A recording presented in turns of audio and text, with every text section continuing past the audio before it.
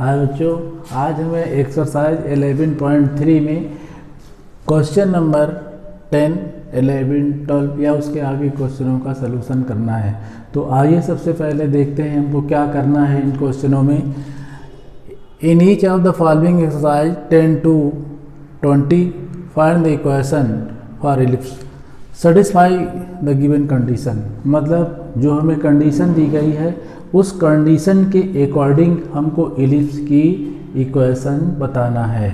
तो आइए सबसे पहले हम क्वेश्चन नंबर 10 देखते हैं। वर्टिक्सेस हमें दिए गए हैं और फोकस के कोऑर्डिनेट दिए गए हैं, इसके अकॉर्डिंग हमको इलिप्स की इक्वेशन बताना है।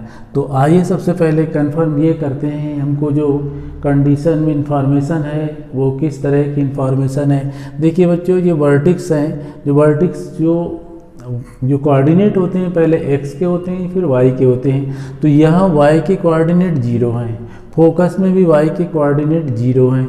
इसका मतलब जो हमारा इलिप्स है वो हॉरिजॉन्टल यानी कि x एक्सिस पर बन रहा है।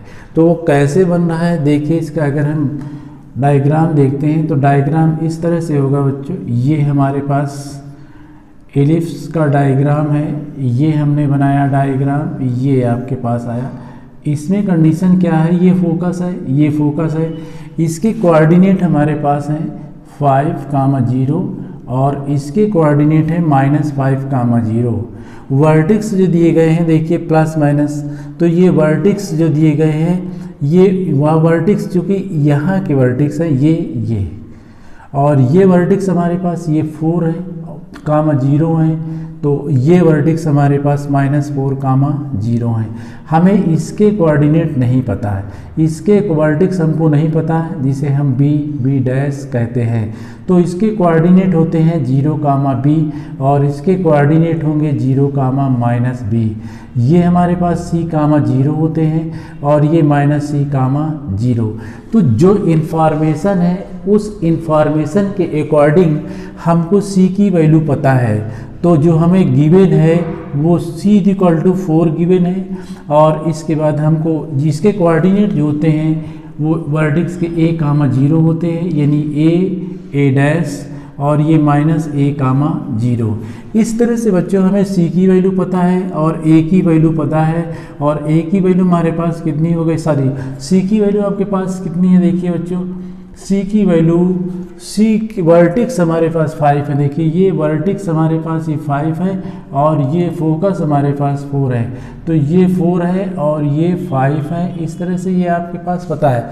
तो अब आपके वर्टिक्स ये है तो इसका मतलब c की वैल्यू 4 हो गई, a की वैल्यू 5 हो गई। अब बच्चों चूँकि ये हॉरिजॉन्टल है तो हॉरिजॉन्टल के लिए जब हम इक्वेशन बनाएंगे इलिप्स की तो x² a² + y² b² = 1 होगा। मतलब इसमें हमको a और b की अगर वैल्यू मिल जाती है तो हम इलिप्स की इक्वेशन बता सकते हैं। तो इसके लिए अब हमारे पास c की वैल्यू है, a की वैल्यू है, अगर नहीं पता तो हमें b की वैल्यू नहीं पता, तो उस b की वैल्यू का पता करते हैं। इनमें रिलेशन होता है a² = b² + c²। a की वैल्यू हमारे पास 5 है, 5 का स्क्वायर करते हैं, b की वैल्यू हमको पता नहीं है, c की वैल्यू 4 है, इसका स्क्वायर करते हैं, ये 25 हो गई, b² हो गया प्लस 16 हो गया, यानी b² = 25 - 16 और 9 = b²। तो इस तरह से वैसे आप चाहें तो b की वैल्यू फाइंड कर लें, लेकिन ज़रूरत नहीं है, b ± आपके पास 3 होगा। तो अब आपको इक्वेशन ऑफ इलिप्स चाहिए। तो इक्वेशन ऑफ इलिप्स के लिए आपको क्या चाहिए बच्चों, फार्मूला आपके पास है। इक्वेशन ऑफ इलिप्स में आप फार्मूला यूज करेंगे तो ये हमारे पास x² a² का मतलब आपके पास कितना है, 5 है, यहाँ 5 का स्क्वायर होगा और y² b² का मतलब 4 का स्क्वायर = 1, यानी x² / 25 + y² / 16 = 1। ये आपके पास इक्वेशन है इलिप्स की जो हमारे दी गई कंडीशन को सेटिस्फाई कर रही है। तो इस तरह से बच्चों आपने क्वेश्चन नंबर कौन सा सॉल्व कर लिया, 11 सॉल्व कर लिया, वो सारे 10। अब 11 सॉल्व करते हैं। तो 11 क्वेश्चन में देखिए बच्चों हमें क्या इन्फॉर्मेशन है, उस इन्फॉर्मेशन से किस तरह से हम इलिप्स की इक्वेशन फाइंड करेंगे।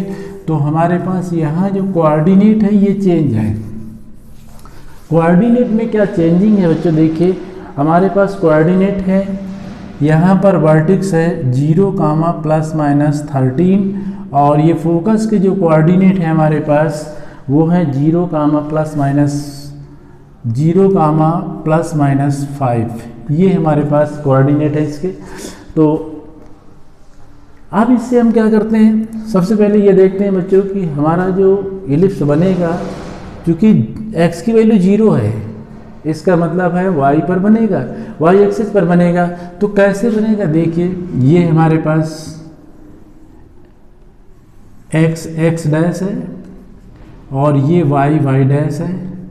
हमको इलिप्स y पे बनाना है, y एक्सिस पर। तो y एक्सिस पर इलिप्स इस तरह से बनाएंगे आप, ये आपके पास इलिप्स बन रहा है और इसके ये वर्टेक्स हो गए a डैश, इसके कोऑर्डिनेट होते हैं 0, -a और इसके 0, -a और यहाँ पर फोकस होगा f1 यानी कि 0, c और यहाँ f2 0, -c। तो इस तरह से अब अगर कंपेयर करते हैं हम, तो यहाँ पर a, 0 और -a, 0 ये वर्टेक्स होंगे b डैश। ये कंडीशन आपके पास है। तो अब आपको क्या पता है, वर्टेक्स पता है। तो वर्टेक्स पता है तो इसका मतलब है इसके कोऑर्डिनेट पता है। तो यहाँ पर 0, ये प्लस होगा, 0, 13 होगा और यहाँ 0, -13 होगा। फोकस आपको पता है, तो फोकस आपके पास है 0, 5 और यहाँ 0, -5। ये इंफॉर्मेशन आपको दी गई है क्वेश्चन में। तो अब आप इस इंफॉर्मेशन को लेते हैं, तो यहाँ पर आप देखें आपको c की वैल्यू फाइंड हो चुकी है। c कितनी है, वैल्यू आपके पास 5 है और आपको क्या पता है, आपको a की वैल्यू पता है, वो भी 13। अब आपको ये भी कंफर्म है कि जो हम इक्वेशन बनाएंगे तो वो क्या बनेगा, x² के साथ b² होगा, y² के साथ a² होगा, =1।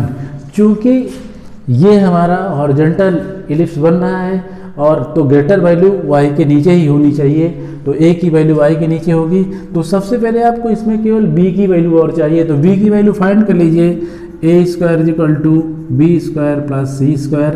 a² हमारे पास 13 का स्क्वायर, b² हमको नहीं पता, c की वैल्यू 5 है, इसका स्क्वायर 169 = b² + 25 और यहाँ पर 25 को इस साइड माइनस करेंगे, माइनस का 25 आएगा आपके पास और इक्वल में b² और ये 144 = b²। अब आप रूट ले सकते हैं, नहीं भी ले सकते हैं, क्योंकि आपको ऑलरेडी ज़रूरत है तो b² की ज़रूरत है। अब आपको इक्वेशन चाहिए, तो इक्वेशन आप बिल्कुल क्लियर कर चुके हैं, x² / b² + y² / a² = 1 और इसमें b² की वैल्यू आपके पास कितनी है, यानी b² हमारे पास 144 है प्लस y², a² की वैल्यू कितनी है, 13 का स्क्वायर और =1, यानी कि x² / 144 प्लस y² / 169 = 1। ये इक्वेशन ऑफ इलिप्स है जो गिवन कंडीशन को सेटिस्फाई कर रहे हैं। इस तरह से क्वेश्चन नंबर आपने बच्चों 12 सॉल्व कर लिया, 11 सॉल्व कर लिया। अब क्वेश्चन नंबर 12 देखते हैं क्या इंफॉर्मेशन है। क्वेश्चन नंबर 12 में हमारे पास क्या इंफॉर्मेशन दी गई है, देखिए बच्चों 12 में 12 क्वेश्चन हमारे पास है। वर्टेक्स हमारे पास 6, 0 है, वर्टेक्स हमारे पास 6, ±6, 0 और फोकस जो हमारे पास है वो 4, ±4, 0। ये इंफॉर्मेशन आपको गिवन है। अब इस इंफॉर्मेशन के अकॉर्डिंग आपको क्या करना है, आपको इलिप्स की इक्वेशन निकालना है। तो इक्वेशंस के लिए अब सबसे पहले ये कंफर्म करें कि जो आपका इलिप्स बनेगा वो x पे बनेगा या y पे बनेगा, क्योंकि जो x के कोऑर्डिनेट है, वर्टेक्स भी x के दिए गए हैं, क्योंकि y की वैल्यू 0 है, इसका मतलब है y की वैल्यू 0, तो फोकस और वर्टिक्स दोनों x पर है, तो फिर इसका मतलब है हॉरिजॉन्टल हमारा एलिप्स बनेगा x पर ही बनेगा। तो इसके लिए अब आप फिर एक बार डायग्राम बनाते हैं। ये डायग्राम हमारे पास है और एलिप्स हमारा x पे बनेगा, तो ये एलिप्स इस तरह से x पे आप इसको बना दीजिए। ये आपके पास फोकस है F1, ये फोकस है F2 और ये वर्टिक्स है A और A डैश, ये वर्टिक्स है आपके पास B और ये B डैश। तो यहाँ इसके कोऑर्डिनेट देखो वर्टिक्स के दिए गए हैं, तो यहाँ पर 6, 0 और यहाँ -6, 0, जबकि इसके कोऑर्डिनेट होते हैं a, 0 और इसके -a, 0 होते हैं, और b की इसके कोऑर्डिनेट 0, b होंगे, तो फिर इसके कोऑर्डिनेट आपके पास 0, -b होंगे।